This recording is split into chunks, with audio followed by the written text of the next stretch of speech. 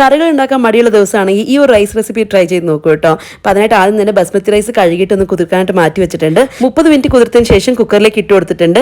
ഒരു ഗ്ലാസ് അരിക്ക് 1.25 ഗ്ലാസ് വെള്ളമാണ് ചേർത്ത് കൊടുത്തിരിക്കുന്നത്. ഇനി അത് അടച്ചു വെച്ച് ഒരു വിസിൽ അടുപ്പിച്ചെടുത്ത് കഴിഞ്ഞാൽ നല്ല അടിപൊളിയായിട്ട് ഒട്ടി പിടിക്കാത്ത രീതിയിൽ ബസ്മതി റൈസ് വെന്ത് കിട്ടിക്കോളും. പിന്നെ ഹൈ ഫ്ലെയിമിൽ വെച്ചിട്ട് വേണം വേവിക്കാനായിട്ട്. ഇനി ഒരു കടായി ചൂടാക്കാൻ വെച്ച് എന്നിട്ട് ബട്ടർ ചേർത്ത് കൊടുത്തിട്ടുണ്ട്. ഇതിലേക്ക് ഇഞ്ചി പച്ചമുളകും ചേർത്ത് നന്നായിട്ടൊന്ന് മൂപ്പിച്ചെടുത്തു. ഇനി ഇതിലോട്ട് ചെറുതായിട്ട് അരിഞ്ഞിരിക്കുന്ന ഉള്ളി ആവശ്യത്തിന് ഉപ്പും ചേർത്ത് നന്നായിട്ടൊന്ന് വഴറ്റിയെടുക്കണം കേട്ടോ. ഉള്ളി ചെറുതായിട്ടൊന്ന് വാടി വരുന്ന സമയത്ത് ഇതിലേക്ക് തക്കാളി മഞ്ഞപ്പൊടിയും ചേർത്ത് നന്നായിട്ടൊന്ന് വഴറ്റിയെടുക്കണേ. അത് കഴിഞ്ഞ് മുളക് പൊടി പിന്നെ പാവഭാജി മസാല രണ്ടും ചേർത്തിട്ട് നന്നായിട്ടൊന്ന് മിക്സ് എടുക്കുക.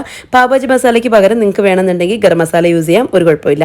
ഇനി ഇതിലേക്ക് മുട്ട ചേർത്ത് കൊടുത്തിട്ടുണ്ട്. ഞാനിവിടെ 4 മുട്ടയാണ് ചേർത്ത് കൊടുത്തേക്കുന്നത്. ആവശ്യത്തിന് ഉപ്പും കുരുമുളകും ചേർത്ത് എല്ലാം നല്ലതുപോലെ ഒന്ന് മിക്സ് ചെയ്തെടുക്കണേ. മുട്ട നന്നായിട്ടൊന്ന് വെന്ത് വരുന്ന സമയത്ത് ഇതിലേക്ക് വേവിച്ച് ചിക്കൻ റൈസ് ചേർത്ത് കൊടുത്ത് നന്നായിട്ട് മിക്സ് ചെയ്യുക. ഒട്ടി പിടിക്കാത്ത രീതിയിൽ കിട്ടിക്കോളും. നല്ലതുപോലെ ഒന്ന് ഹൈ ഫ്ലെയിമിൽ വെച്ച് ഫ്രൈ ചെയ്ത് ലാസ്റ്റിൽ മല്ലിയിലയും കൂടി ഇട്ടെടുത്ത് കഴിഞ്ഞാൽ എഗ് ബുർജി റൈസ് റെഡിയാണ് കേട്ടോ. എല്ലാവരും ഒന്ന് ട്രൈ ചെയ്ത് നോക്കൂ. ടാറ്റാ.